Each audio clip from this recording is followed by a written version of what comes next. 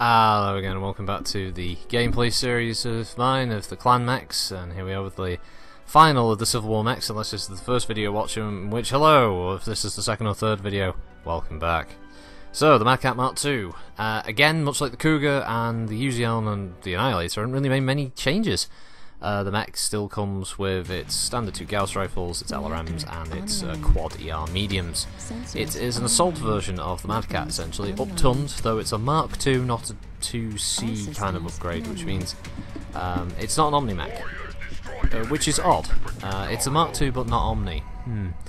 The design behind this was very confusing, I think partially because it was kind of made for a computer game at the same time as being written, and they wanted to make something a bit more unique, and the Mad Cat MKII certainly fits that bill. It was built by Diamond Shark, which is a clan that isn't currently available in MechWarrior Online's faction play. They did play a significant part in later events. They were one of the reserve clans during the invasion, and Diamond Shark are kind of the wheeler-dealers of the clan societies, or the clans themselves really, where others kind of look upon trade as being something of a kind of menial task, or something that should be handled by freebirths. Clan Diamond Shark, although they have warriors, take quite pride in being able to be quite business savvy. As such, they made the Mark II basically to sell to other clans rather than use themselves, knowing that if they had something that powerful, there'd be a load of trials of possession for it, and they'd end up having to give them away for free. This way, they might be able to sell them. Their initial buyers they were hoping was going to be Clan Wolf and Jade Falcon, however neither of them wanted to buy the mech, and they acquired a few samples through trials, so that kind of backfired. They did sell some to other clans like Nova Cat and Ice Hellion and a few here and there, but the most interesting fact about the Mad Cat MKII was the fact that it was actually sold to, in very limited numbers, unmodified to the Inner Sphere. Diamond Shark, although they hate freebirths and freeborns in general, and generally have a very negative opinion of Inner Sphere mech warriors and freebirth mech warriors within their own clan, they are not beyond making a quick buck or being able to trade vital resources in favour of this mech. As such, there are plenty of people out there in the Inner Sphere who were running around in Mad Cat MKII, and as Diamond Shark proliferated that way, it became kind of a normal act on their part to sell some of their equipment to Inner Sphere factions, knowing that they'd have lots of very eager buyers out there. Prior to technology kind of levelling out, anyway. The Mad Cat MKII, as I said, is an assault version. It carries dual Gauss rifles and LRMs, I believe 10s, and their ER mediums. So it's actually quite heat efficient given its size. It's very fast and has jump jets. Which means the mech is very mobile for its weight class. Essentially, in tabletop terms, it was fucking OP as shit. It was you knew whoever wanted that mech in the party was some power gaming knob, and any GM who just happened to drop one in for the players to salvage just wanted to give the players something really snacky. It was a brutal mech. Personally, for me, I think it's fugly. It is really horrible looking mech.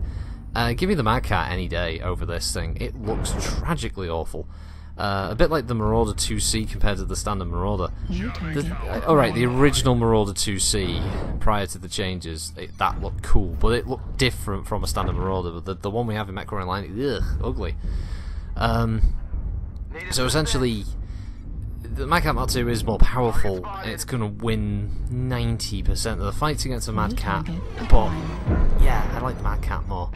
And plus, again, my piloting is bad, but let me just show you. The reason I stepped out into this group of enemy mechs here at this point was I was just showing off how resilient and durable this assault mech is. As you can see, I'm taking hits constantly. I'm still just weathering that storm of fire, and I may have just lost a side torso or an arm or some weapons or maybe even ammunition. I'm not sure at this point. The cockpit could be depressurizing in this environment, and my pilot could be gasping for air, but he's still going, and even at the end he decides to land on his feet even after his mech gets destroyed, and I think that's a highlight of why the Mad Cat MKII is definitely worth a look in, either for C-bills or if you really can't wait, real fucking money. Of course, the Mad Cat MKII is the mech that will be available for C-bills last out of these releases. Strangely enough, you won't be getting it in January, you'll be getting it in February, even though all the other mechs will actually be a month apart from each other this year. You have to wait to 2018 for the Mad Cat MKII in C-bill form. So yeah, basically they know which one most people wanted. Mad Cat MKII was a heavily requested mech by the community. It's the darling battle mech of MechWarrior 4 for many. In tabletop terms, it was okay. There were things that were better than it, and certainly looked better than it. Sorry, I'm ragging on your Mad Cat MKII appearances, but I always thought it was an ugly mech, and I mean that from just the books. I don't mean from the games. It was fugly. I'm sorry. You can fight me for it, but I ain't changing my opinion. It's a dirt ugly mech. But yeah, is it powerful? God, yes. Does it have lots of potential? Yes, it does. It's horrendously powerful.